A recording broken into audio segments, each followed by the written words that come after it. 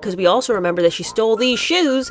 Why she would want to, I have no idea. Why she would want to wear dirty, oversized shoes to any event boggles the mind. If she stole them because they were some high-end shoe, okay, well, who gives a damn when it looks like complete and total garbage on your feet?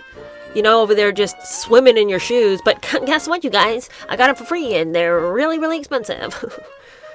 Okay, Meghan. Hello, how are you? Welcome to my channel. My name is Cheer Denise. So today I thought we would do a Friday news format with a bunch of stories that I've meant to cover during Friday news roundups, but then I would end up getting to my time limit and I hadn't had a chance to cover it. Some of the topics today are things that have come up like within the last few days that I'm like, we gotta talk about it, and I'm not waiting until Friday. Okay, so first of all, we need to talk about the completion of the story regarding Harry and Meghan at the 70th birthday party. This is like the umpteenth time I've brought it up, but we've been waiting for confirmation and we now have it. Okay, so obviously you guys know. Were they invited? Did they crash? Did Meghan want the pictures of? Well, what's going on? Was the royal family mad because the puppy wasn't?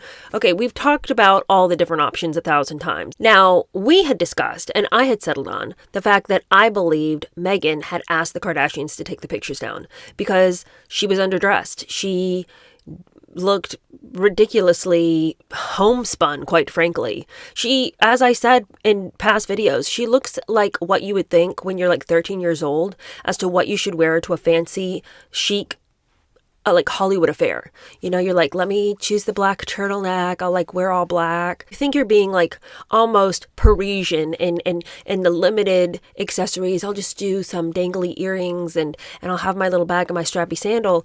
And the problem is that this is LA.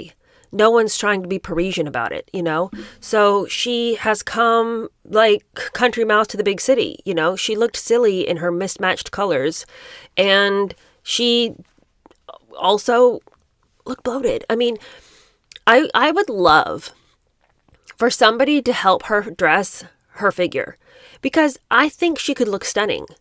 I think she could. Look, there are pictures I've seen of Meghan where I think she's very pretty. And I know that there are people who don't want to give her due, but if Meghan had a different personality, I think that you would not find her so unattractive.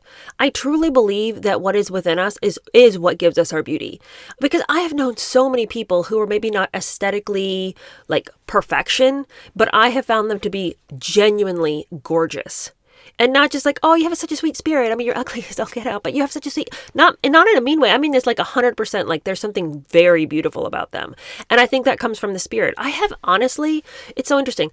The number of Bible studies I've walked into and every single woman was beautiful and all different shapes and sizes, but they love the Lord. It's like a beautiful thing. It truly makes you beautiful. And so I mean this in all sincerity. If she just had a different personality, I think she would be beautiful in the body that she has. I think she'd be beautiful with the face that she has. But I think even objectively, apart from the fact that she seems to be inhabited by some kind of chaos demon, I think that even so, objectively, I don't think she is ugly. I just think that she doesn't know how to dress herself. I think that she goes out of her way to wear clothes that are either too big or, in this instance, clothes that fit her too tightly in all the wrong areas. She does not have Catherine's waist. That was never more glaringly obvious than in these pictures. And I can imagine that if you had to show up around the royal family and you had to stand next to Catherine every day of your life, I mean, who among us would not feel a little bitter about that? Because Catherine is stunning. And just, she's so long and lean and lithe. I mean, obviously, we would all feel like this big. I mean, little piggy come to market, you know? I just would feel terrible every day of my life if I were Meghan Markle and had to dress next to Catherine. But the thing is, I truly believe that when Meghan was in the royal family, somebody was helping her out more. Like this item, okay? A little bit like bigger shoulders can make the waist look a little smaller. You know, some structure up here can make our waist look a little tinier. You're never going to be Catherine, but we can do better than whatever this mishmash was, right? So she came to the conclusion that she looked foolish. She looked ugly. She looked out of place and underdressed. So she had the gall to then go to the people who put on the party, the Kardashians, which like it or not rule Hollywood, and said, you need to take my pictures down right now. And I mean right now. And threw a great big hissy fit. And now we're all like, okay, I can see why her 10th head of communications was like, I got to get out of Dodge because I'm working for crazy lady over here. You just have to eat it. Because if you decide to go to an event and you're underdressed and you look chubby and you don't like the way it looks, you wish that you had shown up in a different gown. Them's the breaks, you crazy nut. I mean, what were you thinking? This is a 70th birthday bash with 007 as the theme. Everyone's going to come dressed to the elegant nines. Now, Kim's still going to come looking like Hooker Barbie, okay? So not everyone got the elegant memo, but elevate is what I'm trying to say to you. So the Kardashians have released the actual facts of the scenario. It wasn't because Meghan didn't have a poppy on and she didn't want to anger the palace. It wasn't because they had signed some kind of agreement not to have their pictures shown and then their pictures were shown because they never checked any box. And also, if you want to live the private life, you don't go to a Kardashian event and expect not to see your face on their social media. It wasn't because they'd crashed the party and the Kardashians in a fit of rage had been like, out, out, out, because that's not even a Kardashian thing. The Kardashians don't seem like they're real entrenched in anger and rage. They have been used and abused by the public so much that it's kind of like, well, whatever. Granted, used and abused, I say loosely because a lot of it seems like they want to engage with people in that way. But they don't seem like people who hold big grudges. Look at how many baby daddies these people have. They're just whatever, just life's full of crazy highs and lows, right? I mean, it never made sense to me, and I've never seen the Kardashians angrily and indignantly try to erase facts from their life, because if that was the case, they wouldn't have a public life. But it always made sense to me that this was from Meghan's camp. Erase the pictures, Meghan looks fat, and that is essentially what happened. Meghan was in a blind rage about how fat she looked. It's almost like, did you not look at yourself in the mirror before you left the house?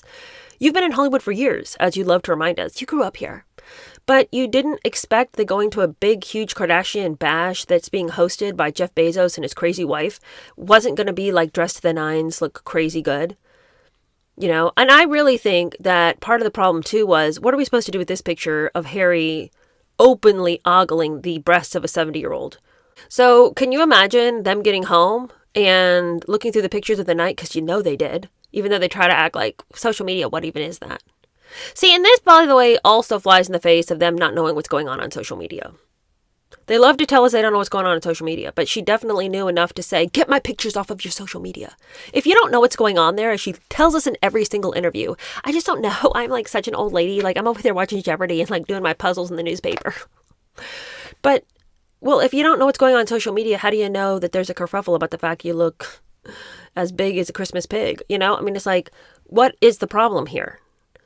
You shouldn't know what's going on. You tell us that all the time, Anyway, I knew it. I called it. Did I not call it here, you guys? This was all Meghan's doing. Meghan's the one who called. It was not the Kardashians having a big fat fuss, being like, I hate this. Whatever. I mean, it's if they decided to have a big fat fuss about something that they didn't like that had been done to them, I mean, they would never stop being in conniption fit. So, I'm not surprised about that. I'll tell you what did surprise me, though. Okay, so you guys know that at the very beginning of December, she is going to be releasing a holiday special on Netflix that sort of coincides with her With Love Meghan. And you guys, I know I've said this before, I just have to say it again. It bothers me so much that all of her products are called As Ever, but her show is called With Love. Because As Ever is the way she says she signs off on everything. Go, Diana. And then she has a show by a completely different sign-off. I mean, just the perfectionist in me has a problem with that. And I'm not even a perfectionist. So how are you guys handling it who are type A? But anyway, to continue on with what I was saying, she's supposed to be having an hour-long special, so that you can see how to use all her watery jams, her dry biscuits, and her disgusting teas to disgust all the guests coming to your house. To distract from the fact that you're brewing a pot of filth on the stove, maybe we can all just take our shoes off and walk around in aprons, and that'll make everything better. So she's going to do a whole show on how to be Betty Homemaker for the holidays, okay? But what to my wondering eyes appear? It would seem that Meghan is wearing a stolen dress. I mean, see, that surprises me. Meghan pitching a little bitch fit because she's mad that she looked fat and demanding that the Kardashians take the picture down. I mean, we're finally getting a little of that attitude that the palace wouldn't allow us to see and covered up for. This is the true Meghan, okay? But for her to so blatantly wander around in a dress that has widely been discussed as an item that she stole from a fashion shoot, and then to have the gall to wear it, the woman knows no shame. I mean, it's almost like she's baiting us to catch all these things. She is either colossally stupid or unbelievably unbothered by life. Is there a combination of the two? Is she completely stupid and unbothered at the same time? Perhaps that's the personality that she has. Because I cannot imagine stealing an item from a photo shoot and then proceeding to wear it publicly. Not even at an event which will get buried over time, but in an hour-long special designed to promote me and my wonderful, lovely personality, my embracing of joy and holiday spirit. P.S. I'm wearing stolen goods. How does that fit into Betty Homemaker? Did Betty Homemaker just do a grab and dash down at the mall? I mean, I'm confused as to what she is doing. Why would you wear something so controversial? We know you have enough money to buy a new dress. Like, somebody explain to me the gall on this girl. Unmitigated is what it is. So, yes, she stole the dress, but you know what? I think she's one of those people, maybe she's psychotic. Maybe, okay, we know she is, but I mean, like, specifically, maybe she's psychotic in liking to display what she thinks that she got away with. Like, the stealing of the dress and then wearing it for an event, okay, that tracks with her personality, because we also remember that she stole these shoes and wore them in the interview when she got engaged. Why she would want to, I have no idea. Why she would want to wear dirty, oversized shoes to any event boggles the mind. If she stole them because they were some high-end shoe, okay, well, who gives a damn when it looks like complete and total garbage on your feet? You know, over there just swimming in your shoes. But guess what, you guys? I got them for free, and they're really, really expensive. Okay, Meghan, you know, I can't help you. You're a crazy person, you know? And explain to me how it is that you walk off the set with anything that doesn't belong to you. But then you want to paint for us this image of a person who is constantly looking for little places to show up. How about you show back up at wardrobe and hand the things to them that they let you borrow for the photo shoot? What about that? What about that little moment of joy, okay? Not stealing. Meanwhile, Harry's in hot water because I don't totally understand what's going on here, but when has that ever stopped me from commenting? So apparently, Harry went to Canada at the same time that his royal family was also planning a visit. So his visit pulled attention away from their visit. Not supposed to coincide in one country or city at the same time as your brethren, because they need to have their moment in the sun and then you'll get your moment another time. This has gone back ages past.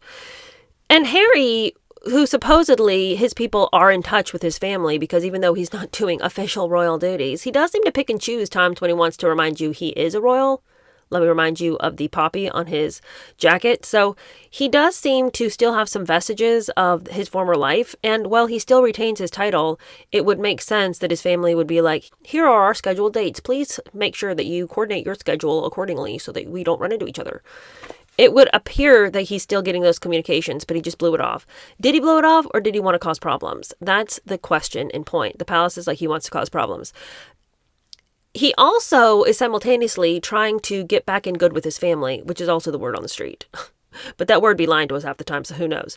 But Meghan not wearing the poppy was one of the reasons that some people speculated why they wanted the pictures taken down. Now, we know full well it was because she didn't look good. But that is a continual question in the air of everything they do. What they're doing needs to align favorably with the palace's opinion of them, because they're over there taking titles back right, left, and center. And we know that the palace threatened Eugenie and Beatrice, and basically were like, you need to help your dad see the way the wind blows, because he doesn't seem to get it. So we're going to threaten you, and then you need to go to your dad and be like, Dad, if you don't comply, they're going to take our titles too. So Harry and Meghan realize, I mean, they are just a hair's breadth away from no longer being Duke and Duchess. It should have already been done, quite frankly. I mean, I don't even understand why we're still letting them have their titles. These money-grubbing hoas. And I just am telling you right now, they need to be dealt with a swift and mighty hand. We all know that as soon as William has even 5 seconds to sit down and deal with Harry as king, that boy ain't gonna have no titles. You know, he is going to be as stripped down of titles as he's been stripped of his hair. So I feel like for Harry and Meghan to constantly be doing things that are going to offend the palace is just so wild at this point. I mean, they've always kind of been like fiddly dee, I'll think about it tomorrow. But tomorrow is today right now, my friends, because these people at the palace aren't joking. William is coming out with fiery eyes, okay? Which only makes him all the more delicious. That guy has just, like I've said so many times, aged like fine wine, my friends. The way he is just like dealing with folks, setting to right what needs to be set to right, helping his father make better decisions. I can't tell you how much I love that. I love a man who can take charge. I also love a man with a beard. Okay, so let's just get this man in the throne already. I'm very eager to see what he does. He seems a person who has watched from the sidelines for a while and knows what is and isn't right. We've seen him as much as a little boy. Do you remember those tapes when Diana is sitting there trying to practice whatever it is that she's trying to like become better at public speaking, and she allows her boys to come in and sit while she's working, which you can tell that the guy who's working with her is not real pleased with the arrangement, what he's going to say to the princess. No, you can't have your kids in here. So they're allowed to come in. William is there to mind his P's and Q's. Harry is just scuffling around and laughing and causing problems, and Diana's like, Harry, no. Oh, Harry, don't do that. Please don't do that. Well, Mummy's trying to practice. You know that I am. All right, just be quiet, Harry. Just be quiet. And William's sitting there, like, watching his mother, trying to get his brother under control, trying to, honor the fact that this person's working there with his mother. And you can just see the whole dynamic. We have an impotent mother who doesn't know how to deal with her sons, who would honestly rather sit there and laugh with Harry than do what she's supposed to be doing. And William is the adult in the room with the guy who's working with her on the speeches. He has been a little man since the day he came out. So let this man have his role in life, But Harry's over there just not checking his emails to make sure that he's not where he's not supposed to be when he's not supposed to be there. Son, take it seriously, okay? Take it seriously. They're going to take your title away. They would love nothing more. Don't give them a reason, even though you already have about 10 billion times. Okay, but we got to move on. Let's talk about the weird videos with Britney Spears hanging out in the bed with the Kardashians. I can't make heads or tails of this, okay? Not one whit can I make sense of this. Oh, we're just chilling. In our geriatric bed. Yeah. This bed vibrates.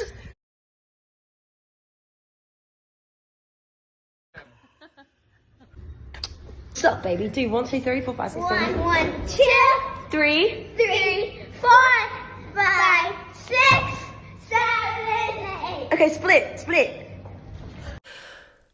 Okay, you guys, I think to sit around and try to be like, what's going on with the Kardashians? I'm going to try to apply some regular understanding to the way these people live. I mean, I'll be here forever, okay? I can't look at what is normal, right, and good and say, now, what's going on with the Kardashians? Why don't they follow these rules? They're doing their own thing. So I'm not really sure why they wanted to put this Britney Spears in the bed with both of them. And Britney's acting weird. She's like kissing the girls on the cheek. And I mean, I don't want to like overplay it. It's not like that, but it's just like, why are you kissing on them? And why are y'all all in the same bed? And why is it vibrating? I mean, it's just like, there's a lot of questions I have here. But my bigger and more concerning question is, why are the little girls there? It's like a big sleepover between Britney Spears, the moms, and all the little girls. Britney, bless her heart, is certainly a person that you should open your home to. If you know her and you can see that she's struggling, by all means, if she's like in your circle and you know her, throw your doors open and give this girl somewhere to land that is like a family environment. And if they're Kardashians or anything, at least they're a family. Never! Guys, stop it! Dig your nails in me! When they're not in all-out brawl, they do seem to understand family vibes. So yes, throw open your doors and help this girl and give her a soft place to land, which, to give them the benefit of the doubt, perhaps is what they were trying to do. She's hurting. Kevin Federline just came out with his crazy book. Let's help Britney. But I don't think we need to invite her over for a sleepover, and I don't know that we need to let the little girls hang out with her. Just because I just don't know if Britney is stable. If we're to believe anything that crazy Kevin Federline said, and that's a big if, the way that she dealt with her own boys was often pretty catastrophic. I don't know why you would be standing at the door of your children's room with knives in your hand watching them sleep if you were 100% sound of body and mind. And that's what Britney Spears was up to. Now, granted, I'm not saying that they were letting Britney sleep with the little girls and passel of knives or anything, but I don't know. But again, I don't know the dynamics. Maybe they were just like, yeah, come and say hey to Miss Britney, and then, you're going to go to bed. But I don't think so, because it looks like Britney's running them through some dance routines. So, okay, I don't know what's going on there. I've heard people be like, this is all fake. Britney wasn't really there. Well, I don't know if Britney was really there, because I'm not really sure who this person with the weird teeth is. That's not Britney. I mean, okay, I say this kind of like jokingly, but I do sometimes wonder why the Britney Spears that we see in a lot of interviews and stuff, who seemed more sure of herself, now seems to have these wild eyes and these strange teeth. I don't know how your teeth go from this to this. I've heard people say it's drug related. I'm not really sure. I mean, perhaps this is just, the classic case of I stopped wearing my retainer when I should have known better, but it's pretty bad. Anyway, I do believe that she was really there because she's posted about it. The Kardashians have posted about it. I mean, I think she was really there. I don't understand the dynamic of what happened there. I don't know if we ever will know. I'm sure it was just to get people talking about something other than, Harry and Meghan at the 70th birthday party, because the Britney Spears conversation surely shut that one down. Meanwhile, am I really surprised that the Kardashians invited Britney Spears over to interact with their kids? North has taken a European sports car down the road of perdition. Somebody help me figure out why they're parenting her in this way. We know the way that Kanye feels about his daughter being on social media and being overly sexualized and just constantly present on social media, always posting on TikTok videos and, just sort of being really entrenched and enmeshed in the culture of her generation. He's not into it. But it doesn't really matter because, according to Kim, he's never around. And she's had to parent these kids all by herself. Meanwhile, she's over here trying to get a law degree because you know what, you guys? I read this quote the other day and I was like, you've got to be kidding me. Part of the reason that I got really interested in law was because I have mixed kids and I just don't trust that the police will treat them fairly when they're arrested. And I'm sitting over here being like, why don't you just teach your kids not to be arrested so that this eventual reality that you are sure is going to happen wouldn't require you to then go get a whole law degree just to make sure that they don't get arrested? What are you talking about, Kim? Just teach your kids in the way they should go and they won't depart from it. I mean, there's an idea. What about that crazy plan? Oh, no, she's got to go get a law degree so she can defend her kids when they are arrested. It's like, who these parents, people are like parenting out of a donkey's ass. Like, I don't understand. I don't understand where they come up with their ideas. Meanwhile, her own mother is kind of in the same vein, seeming to parent like from a backwards place. Because I saw Chris on a podcast recently and she was saying that she's never going to say anything bad about her kids' exes, which that's great. She was saying that she believes in love and forgiveness, and these are her grandkids' fathers. So she's not going to have all these clips all over the place of her like bashing these people, and she loves them. She loves them because they're her grandkids' dads. I mean, we've seen the way she loves Scott. She loves Scott probably more than she loves Courtney, which quite frankly, who wouldn't? I think anybody could love a rock more than you could love Courtney. Courtney is like the most despicable character of all time. But she has just made a decision that she's just going to love all the exes and all the baby daddies. And, her house is always a soft place for everyone to land. It's a beautiful sentiment, except for the fact that what if we just taught the girls not to have 1,000 baby daddies? What if we taught them that idea? So that we wouldn't have to like then come up with a plan for what do we do with all the wandering baby daddies who are coming in the back door saying, hey, Mom, how's everybody doing? What are we having for supper tonight? Or we could just be like, okay, I'm going to raise you to be stable, have a stable family, and your husband will stay with you. It's like, and it's like Kim being like, I got to go get a law degree so that when my kids are arrested, I can defend them because I don't trust the police. Okay. But also, what if we just taught them how to be a stable citizen so that they would not ever find themselves being arrested? The whole thing just cracked me up because it's just not relatable. Like, what are they? What life is it that you people lead? Somebody, though, that made me laugh because it was relatable is Cardi B. She was recently doing a live because she's just had her baby, which surprised me. Celebrities have babies, like, they get pregnant and then they're like, I just had it. And it's probably because they tell the whole world that they're expecting, like, close to the end of the pregnancy. But I'm always surprised when these celebrities have babies because I feel like I just found out you were pregnant.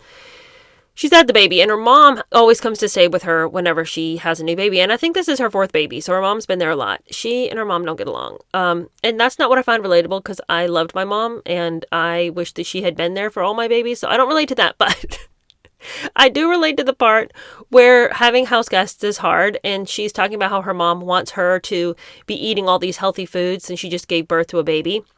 But she likes junk food, especially when she's breastfeeding. And she's literally in tears because her mom threw out all her chips and her cookies because her mom didn't want the little kids to eat it. She said it was junk food. And Cardi's like, yeah, but that's my snacks. That's what I was going to eat at nighttime. And she's crying. Because her mom wants her to eat oatmeal all the time and drink green juices, and she doesn't want any of that. She just wants junk food. But her absolute devastation at the lack of snacks and the reality that her mom's going to be here for a while because her mom always stays and she doesn't know how to get rid of her mom. I was just cackling watching this video because she's so desperate, so sad, so mad at the idea of having to eat porridge and oatmeal.